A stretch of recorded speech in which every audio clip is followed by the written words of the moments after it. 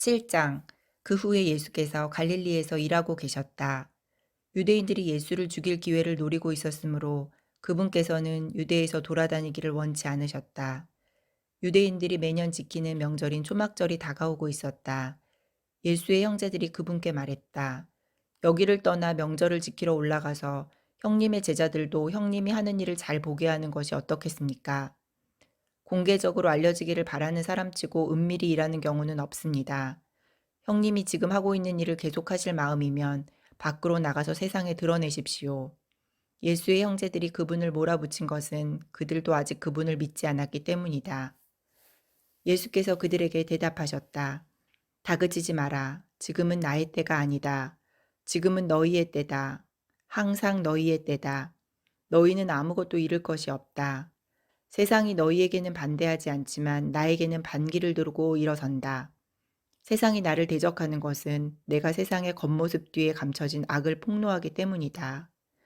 너희는 어서 명절을 지키러 올라가거라. 나를 기다릴 것 없다. 나는 준비되지 않았다. 지금은 내 때가 아니다. 예수께서는 이렇게 말씀하시고 갈릴리에 남아 계셨다. 그러나 가족들이 명절을 지키러 올라간 뒤에 예수께서도 올라가셨다. 하지만 사람들의 이목을 끌지 않으려고 조심하며 피해 계셨다. 유대인들은 이미 그분을 찾아다니며 그 사람이 어디 있는가 하고 묻고 다녔다. 예수를 두고 무리 가운데 다투는 말이 떠돌았다. 그분은 선한 사람이요 라고 말하는 사람들도 있었고, 그렇지 않소. 그는 사기꾼일 뿐이요 라고 말하는 사람들도 있었다. 이런 이야기는 위협적인 유대 지도자들 때문에 조심스럽게 수군거림으로만 떠돌았다. 명절이 이미 중반을 지날 무렵 예수께서 성전에 나타나 가르치셨다. 유대인들은 깊은 인상을 받았으나 당혹스러웠다.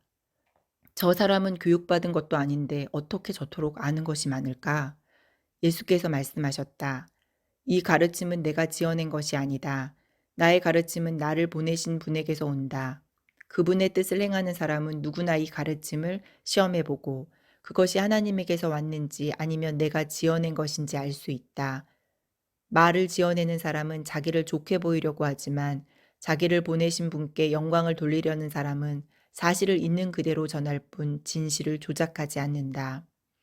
너희에게 하나님의 율법을 전해준 이는 모세가 아니냐. 하지만 너희 가운데는 그 율법대로 살려고 하는 사람이 하나도 없다.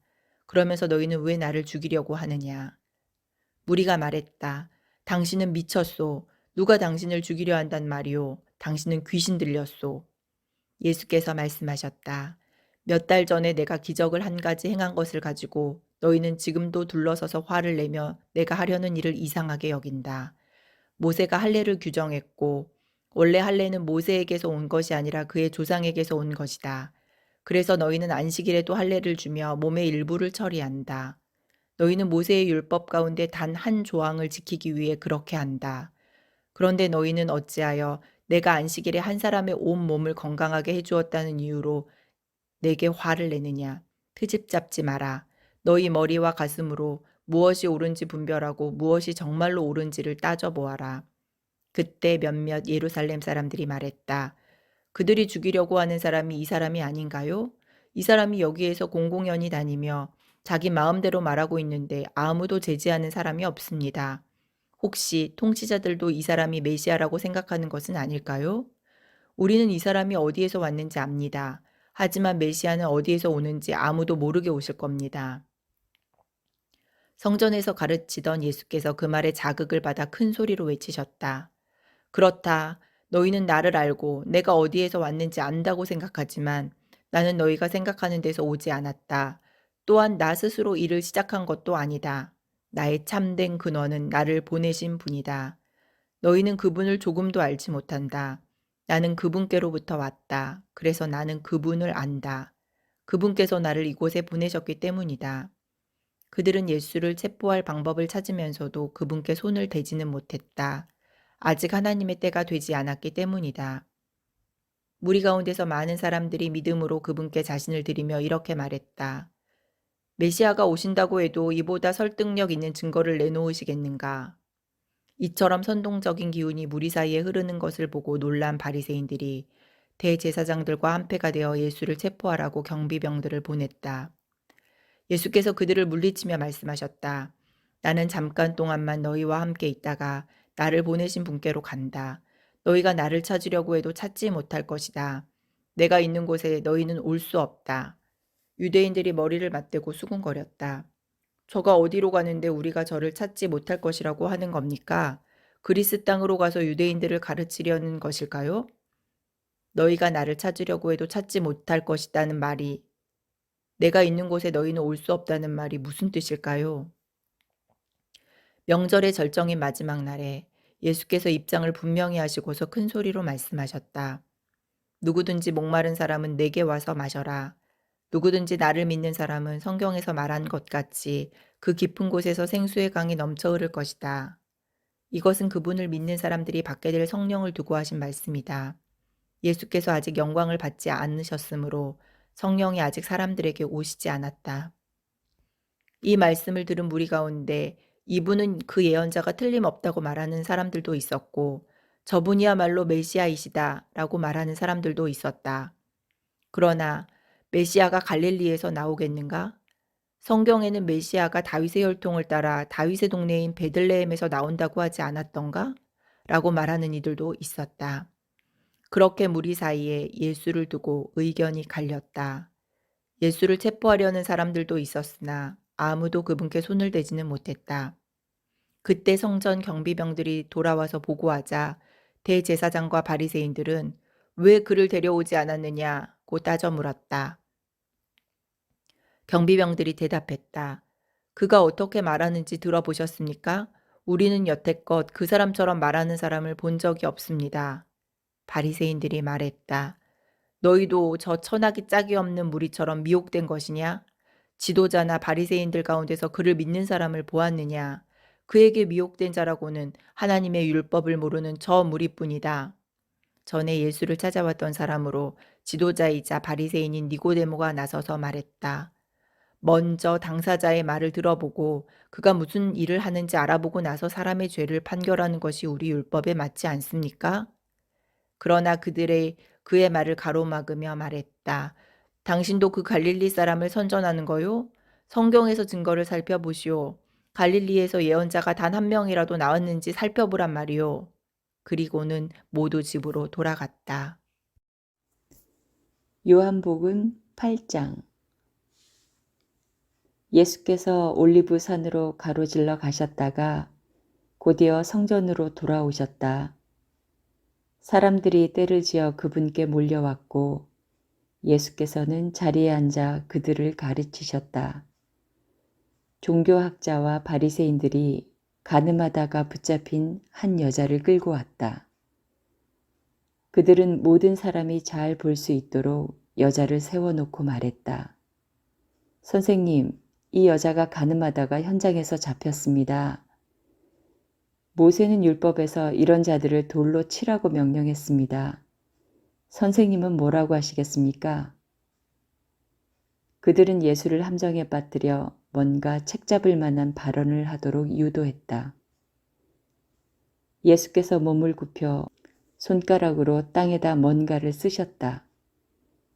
그들은 계속해서 그분을 다그쳤다. 예수께서 몸을 펴고 일어나 말씀하셨다. 너희 가운데 죄 없는 사람이 먼저 돌로 쳐라. 그런 다음 다시 몸을 굽혀 땅에다 뭔가를 더 쓰셨다. 사람들이 이 말을 듣고는 가장 나이 많은 사람부터 시작해 하나 둘씩 자리를 떴다. 그 여자만 홀로 남자 예수께서 일어서서 여자에게 말씀하셨다. 여자여, 사람들이 어디 있느냐? 너를 정죄하는 사람이 아무도 없느냐? 아무도 없습니다, 주님. 나도 너를 정죄하지 않겠다. 예수께서 말씀하셨다. 내 갈 길을 가거라. 이제부터는 죄를 짓지 마라. 예수께서 다시 사람들에게 말씀하셨다. 나는 세상의 빛이다. 나를 따르는 사람은 아무도 어둠 속에서 넘어지지 않는다. 나는 그에게 빛을 풍성히 주어 그 속에서 살게 한다. 바리새인들이 이 일을 제기했다. 우리가 들은 것은 당신 말이 전부요. 우리는 당신의 말보다 더한 것이 필요하오. 예수께서 말씀하셨다. 너희가 들은 것이 내 말뿐이라니 너희 말이 맞다. 그러나 너희는 내 말이 참되다는 것을 믿고 의지해도 좋다. 나는 내가 어디에서 왔고 어디로 가는지 알지만 너희는 내가 어디에서 와서 어디로 가는지 알지 못한다. 너희는 너희가 보고 만질 수 있는 것에 근거해서 판단하지만 나는 그런 식으로 판단하지 않는다. 설령 내가 판단하더라도 내가 하는 판단은 참되다.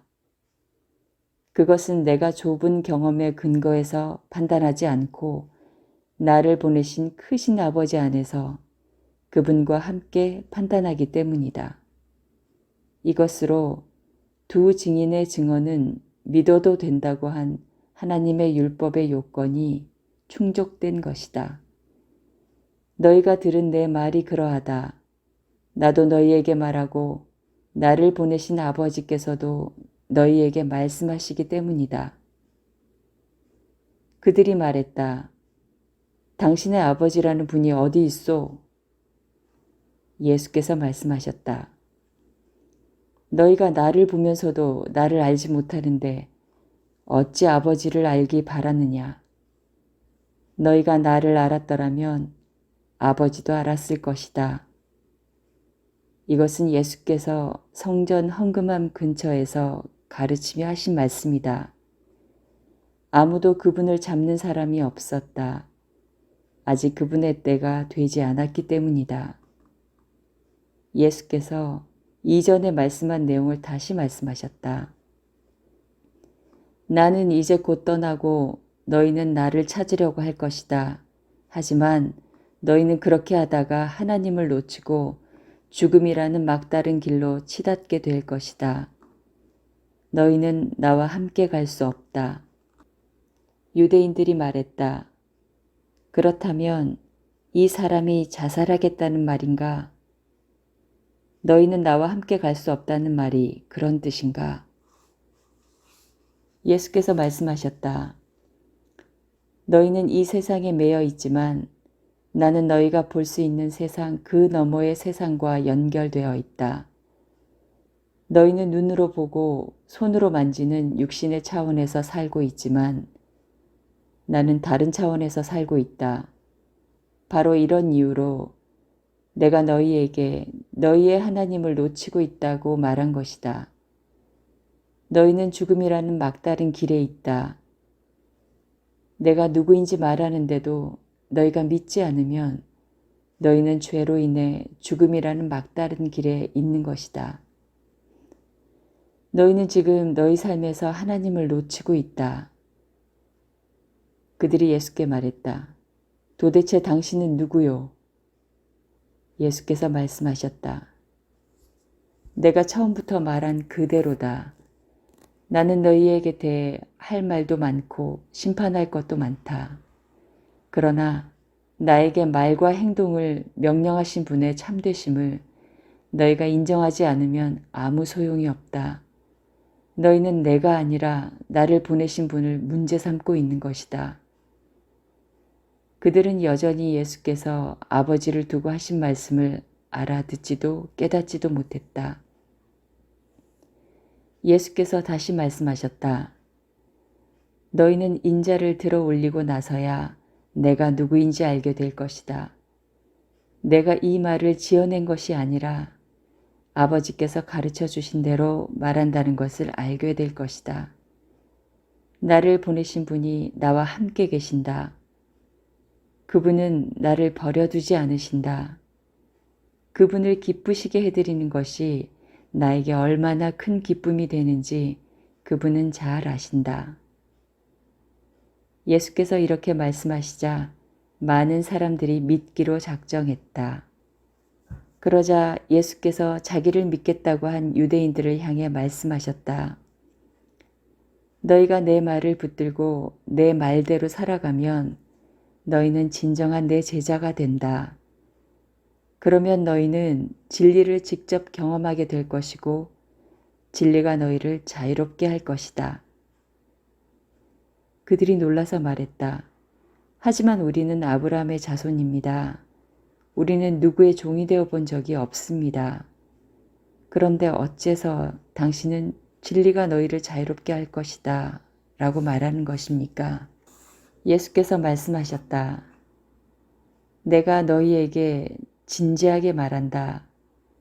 죄의 삶을 선택하는 사람은 누구나 막다른 골목에 갇힌 것이며 그런 사람은 사실상 종이나 다름없다. 종은 끈에 기어서 마음대로 드나들지 못하지만 아들은 지위가 확고해서 마음대로 드나든다. 그러므로 아들이 너희를 자유롭게 하면 너희는 완전히 자유롭게 될 것이다. 나도 너희가 아브라함의 자손인 줄 안다. 그러나 나는 너희가 나를 죽이려 한다는 것도 알고 있다. 그것은 나의 메시지가 너희 둔한 머리에 속속들이 스며들지 않았기 때문이다. 나는 아버지와 사귀면서 본 것을 말하는데 너희는 단지 너희 아버지에게서 들은 것을 계속 행한다. 그들은 분개했다. 우리 아버지는 아브라함이요. 예수께서 말씀하셨다. 너희가 아브라함의 자손이라면 아브라함이 한 일을 너희도 했을 것이다. 그러나 너희는 지금 하나님께로부터 직접 들은 진리를 너희에게 전해준 나를 죽이려고 한다. 아브라함은 그런 일을 하지 않았다. 너희는 너희 아버지의 일을 고집스럽게 되풀이하고 있다. 그들이 말했다. 우리는 사생아가 아니오.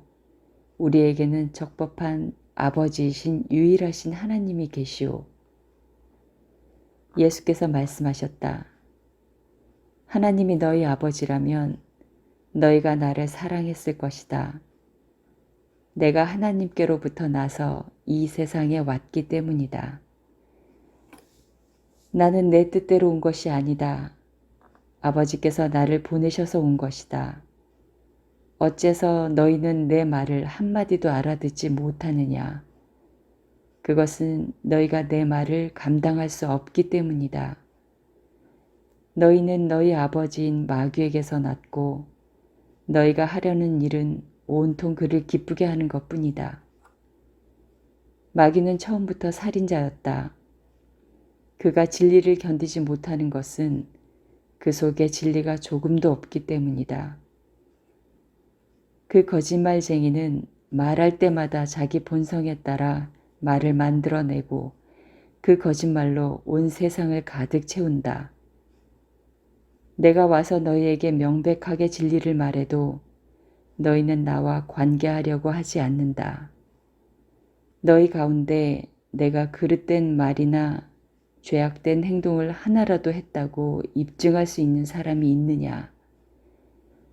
내가 진리를 말하는데도 너희는 어째서 나를 믿지 않느냐? 하나님과 한편에 있는 사람은 누구나 하나님의 말씀을 듣는다. 너희가 듣지 않는 것은 하나님과 한편에 있지 않기 때문이다. 그러자 유대인들이 말했다. 당신의 말로 모든 것이 분명해졌소. 우리가 당신을 사마리아 사람이라 하고 미치고 귀신 들렸다 한 것이 처음부터 옳았소. 예수께서 말씀하셨다. 나는 미친 것이 아니다. 나는 다만 내 아버지를 영화롭게 하고 있는데 너희는 나를 모욕하고 있다.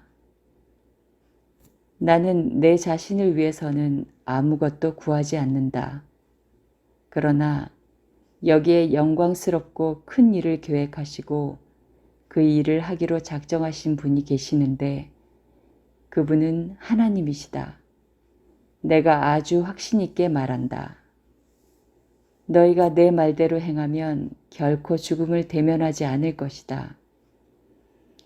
이때 유대인들이 말했다. 당신이 미쳤다는 것을 이제 알겠소. 아브라함도 죽었고 예언자들도 죽었소.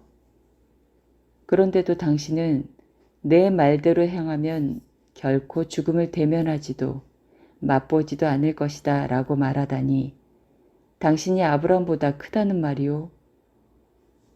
아브라함도 죽었고 예언자들도 죽었소. 당신은 자신이 누구라고 생각하는 거요? 예수께서 말씀하셨다. 내가 사람들의 이목을 내 자신에게로 끌려고 한다면 그것은 헛된 일로 끝나고 말 것이다. 그러나 내 아버지, 곧 너희가 너희 아버지라고 부르는 분께서 이 순간에 나를 영광의 자리에 두셨다. 너희는 그분을 알아보지 못했으나 나는 그분을 알아보았다. 내가 겸손한 척하며 무슨 일인지 모르겠다고 말하면 나도 너희와 같은 거짓말쟁이가 되고 말 것이다. 그러나 나는 알았고 그분의 말씀대로 행하고 있다. 너희 조상 아브라함은 희열에 찬 믿음으로 역사의 뒤안길을 굽어보면서 나의 날이 오는 것을 보았다.